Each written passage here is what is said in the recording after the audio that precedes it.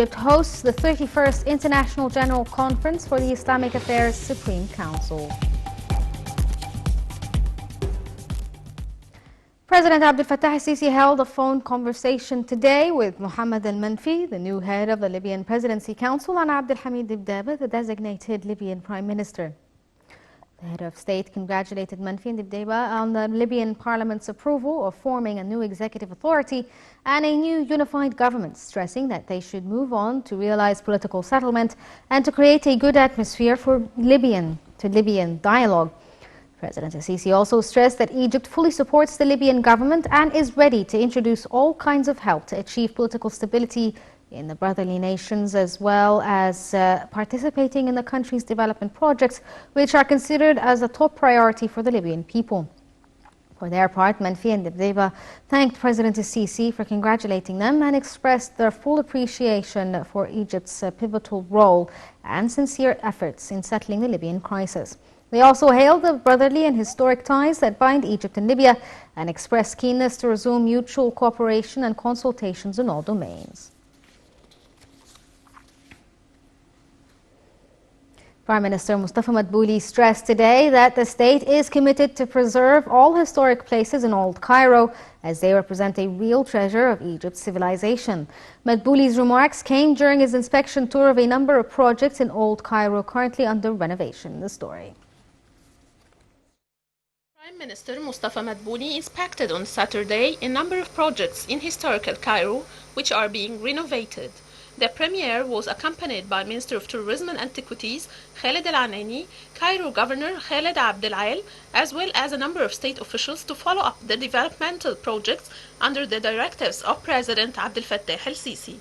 During the inspection tour, Madbouli stressed the state's commitment to preserve all historic places in Old Cairo as they represent a real treasure of Egypt's civilization.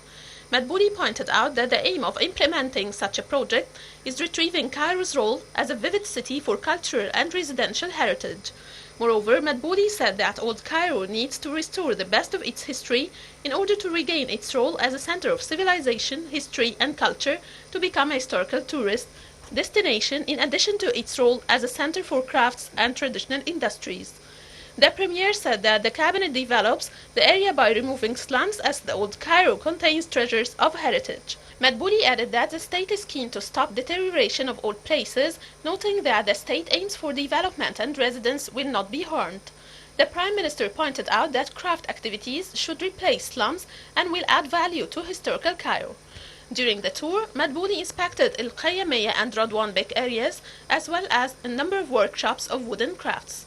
The Premier was also briefed on the state's plan to develop and renovate the area, stressing that the state is keen to upgrade such a historic place.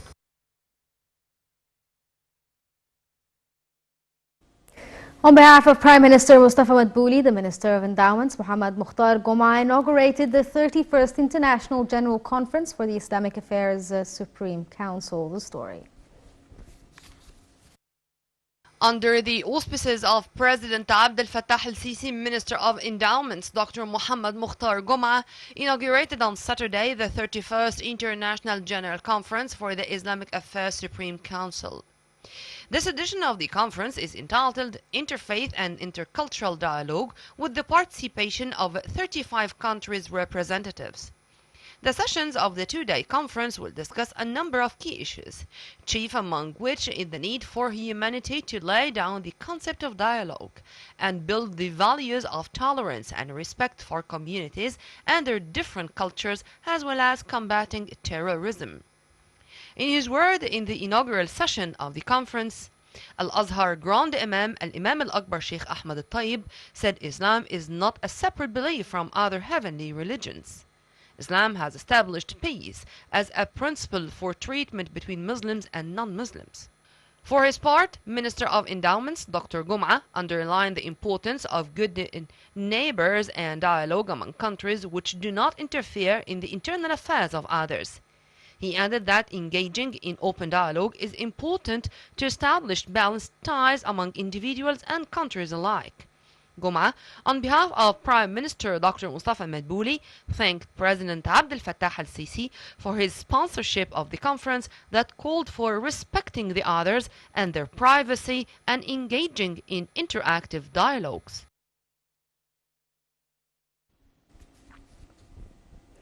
Within the same context, Nile TV's Basma Taha held an exclusive interviews with a number of prominent guests participating in the General Conference for the Islamic Affairs Supreme Council and filed in this report.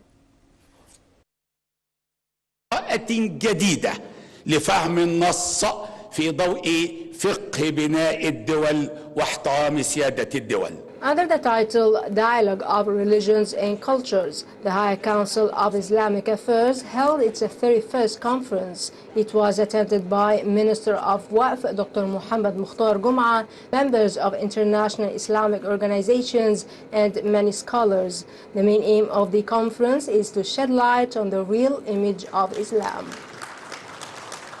This conference is very significant. As we speak, in many countries, people are not at peace. In many countries, people are dying. In many countries, development has been retarded because of conflicts. This conference brings different drivers of peace and unity together across the world, especially that it is being organized by the religious institutions who are in the forefront. The conference tackled the role of religious dialogue in combating terrorism. أهمية المؤتمر الذي جئنا نحن نحضره. It is a great initiative from Egypt. The conference is very significant. Despite the recent challenges concerning coronavirus, Egypt is keen on holding the conference in its time. It is a must to coordinate and abide by unity. The dialogue of culture is of a great significance nowadays. The attendees said that dialogue requires knowing the different languages. I am really glad to be here today. It is a great honor. The conference is significant in asserting the values of dialogue between religions and cultures. The attendees said the conference comes at a time humanity needs to lay down the concept of dialogue and build the values of tolerance. This conference comes at a crucial time in order to shed light on the real image of Islam as well as the significance of religious dialogue in combating terrorism and extremism on the regional, national and international level. Basma Taha, Nile TV International. Humat Watan, our nation's protectors political party, condemned today in a joint statement issued by some member states of the UN Human Rights Council about the human rights situation in Egypt. The party said that the release statement is propagating false baseless data regarding human rights file in Egypt, stressing that the country has independent judicial and human rights institutions that provide all the guarantees necessary to achieve fair trials in all their stages, respect the laws and constitution, and adhere to the universal principles of human rights. Hence, Egypt conducted successfully a number of elections, ending with the parliamentary elections, implemented a brave economic reform program to realize sustainable development, as well as enjoying a balanced foreign relations which do not interfere into others' internal affairs. Similar condemnations were released by the Ministry of Foreign Affairs and the Parliament with its two chambers. The Senate, as part of the legislature, asserts that the state has guaranteed the media by law, an action asserting the fact that a statement deliberately failed to pay tribute to Egypt's recent remarkable efforts in the past years on the human rights file.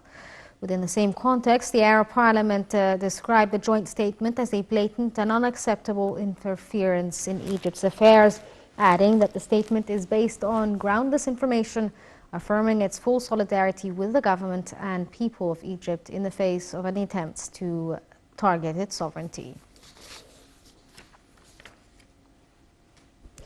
A London police officer appeared in court today for